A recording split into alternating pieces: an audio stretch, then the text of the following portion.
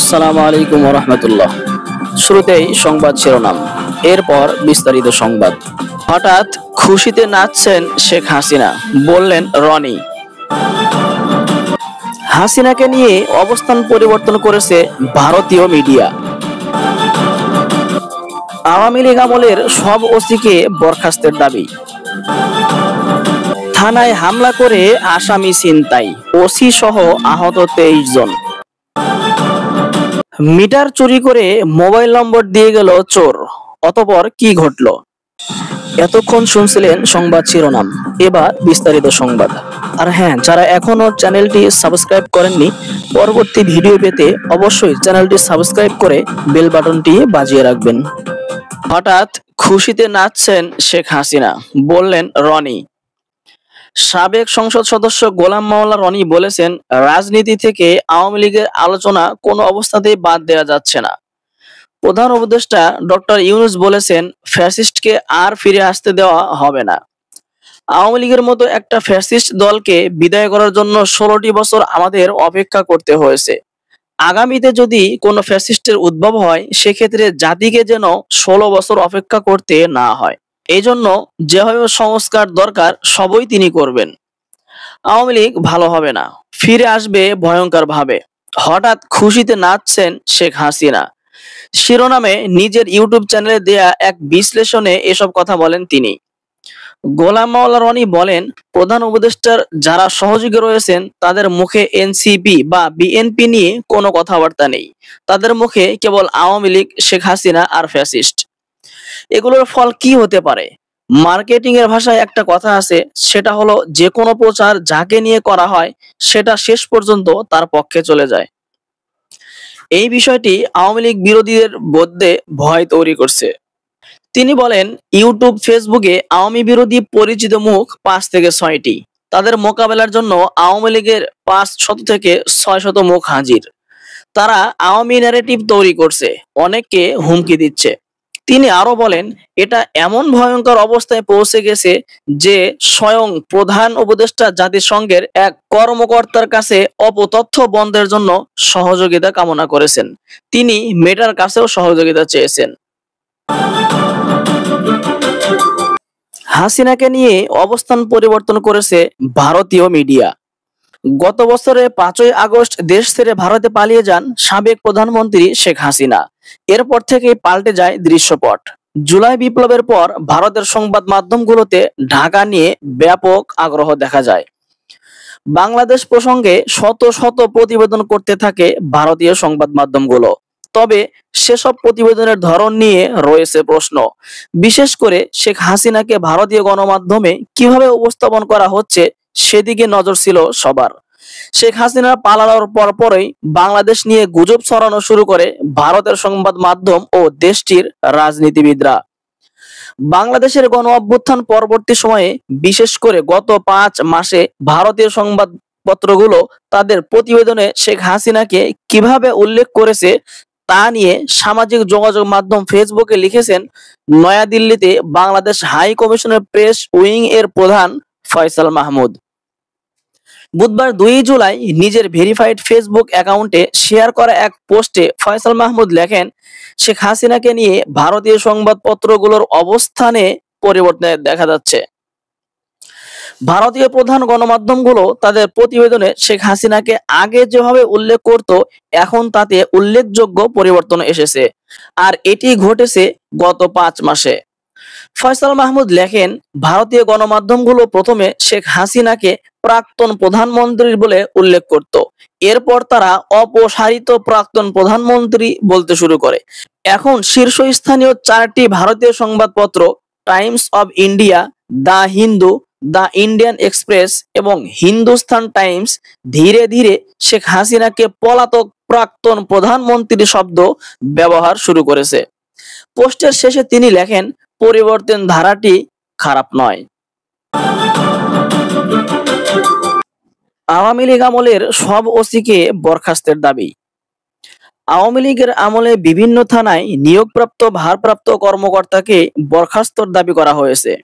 একই সঙ্গে তাদের সবাইকে বিচারের আওতায় আনার দাবি করেছেন জাতীয় নাগরিক পার্টি এনসিপি এর কেন্দ্রীয় নির্বাহী সংসদের যুগ্ম আহ্বায়ক খান তালাত মাহমুদ রাফি। রাফি বলেন, পুলিশ বাহিনীতে দৃশ্যমান সংস্কার প্রয়োজন। আওয়ামী লীগ আমলে থানার ওসি হিসেবে দায়িত্ব পালন করা সবাইকে বরখাস্ত করে বিচারের মুখোমুখি করতে হবে। বৃহস্পতিবার ৩ জুলাই বিকেল ৩টায় চট্টগ্রাম নগরীর ১৬ শহর ৩ সংগঠনের আয়োজিত সংবাদ সম্মেলনে এই দাবি করেন রাফি। চট্টগ্রামের পটিয়া থানায় বৈষম্য বিরোধী ছাত্র আন্দোলনের নেতাকর্মীদের সঙ্গে সাম্প্রতিক ঘটনার প্রেক্ষাপটে এই সংবাদ সম্মেলনের আয়োজন করা হয়। এ সময় পুলিশের সংস্কারের দাবিতে আন্দোলনের ঘোষণা দিয়েছে জাতীয় নাগরিক পার্টি এনসিপি, বৈষম্য বিরোধী ছাত্র আন্দোলন ও বাংলাদেশ গণতান্ত্রিক ছাত্র সংসদের নেতাকর্মীরা। সংবাদ সম্মেলনে এনসিপির যুগ্ম মুখ্য সংগঠক জুবায়ের হাসান ৪ দফা দাবি জানিয়ে আন্দোলনের ঘোষণা দেন। দাবিগুলো হলো, পটিয়া থানা থেকে সদ্য প্রত্যাহার হওয়া ওসি আবু জায়েদ মোহাম্মদ নাজমুন্নুরকে স্থায়ীভাবে বহিষ্কার ও বিচার এবং নিঃশর্ত ক্ষমা চাওয়া, চট্টগ্রামের পুলিশ সুপারকে অপসারণ করা, পুলিশ বাহিনীতে সংস্কারের নির্দেশনা দেওয়া এবং এখন থেকে যে কোনো থানায় আওয়ামী লীগ, যুবলীগ, ছাত্রলীগের চিহ্নিত কাউকে নেওয়া হলে কোনো ধরনের শর্ত ছাড়াই তাকে গ্রেফতার করতে হবে। থানায় হামলা করে আসামি ছিনতাই, ওসি সহ আহত ২৩ জন। লালমনিরহাটের পাটগ্রাম থানায় সংবদ্ধভাবে হামলা চালিয়ে সাজাপ্রাপ্ত ২ আসামিকে ছিনিয়ে নিয়েছে দুর্বৃত্তরা। এ ঘটনায় থানার ভারপ্রাপ্ত কর্মকর্তা সহ অন্তত ২৩ জন আহত হয়েছেন। গুরুতর আহত ২ পুলিশ সদস্যকে রংপুর মেডিকেল কলেজ হাসপাতালে পাঠানো হয়েছে। বুধবার ২ জুলাই রাত 10:30টার দিকে ঘটনাটি ঘটে বলে জানা গিয়েছে।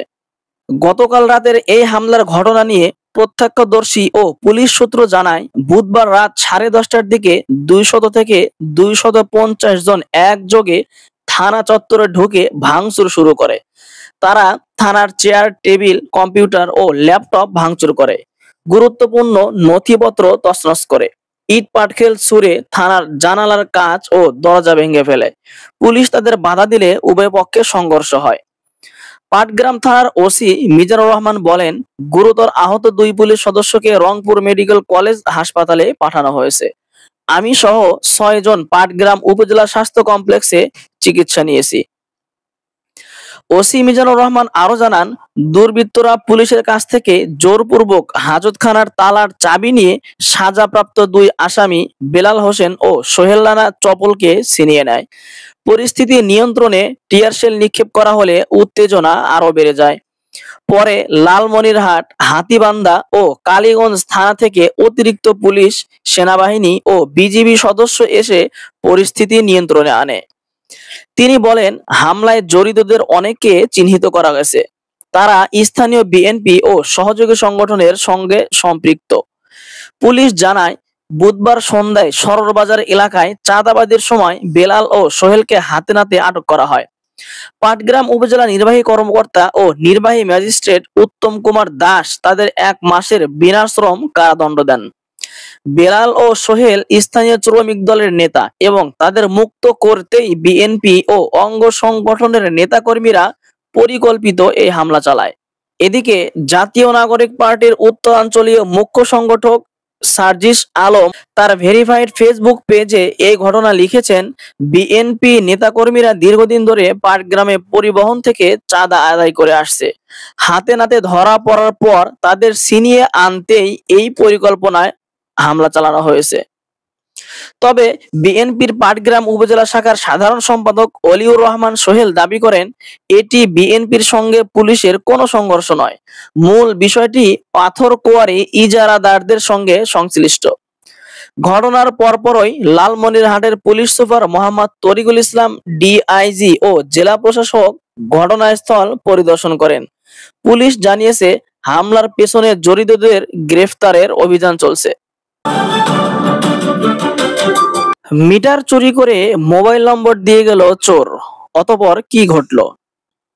দিনাজপুরের নবাবগঞ্জে রাতের অন্ধকারে চাল কল ও আবাসিক ৮টি বিদ্যুতের মিটার চুরির ঘটনা ঘটেছে। তবে চোর চক্র বিদ্যুতের খুঁটিতে চিরকুটে মোবাইল নম্বর রেখে যায়। পরে চোর চক্রের রেখে যাওয়া মোবাইল নম্বরে যোগাযোগ করলে মিটার প্রতি 2,500 টাকা দিয়ে মিটারগুলো ফেরত আনা হয়। বুধবার বিকেল 4টায় মিটারগুলো ফেরত দেয় চোর চক্র। বৃহস্পতিবার 3 জুলাই ঘটনার সত্যতা নিশ্চিত করেছেন নবাবগঞ্জ থানার এসআই শাহিন মোল্লা। জানা যায়, মঙ্গলবার রাতে উপজেলার দাউদপুর ইউনিয়নের মনিরামপুর গ্রামে ও উপজেলা সদর সংলগ্নে এই চুরির ঘটনাটি ঘটে।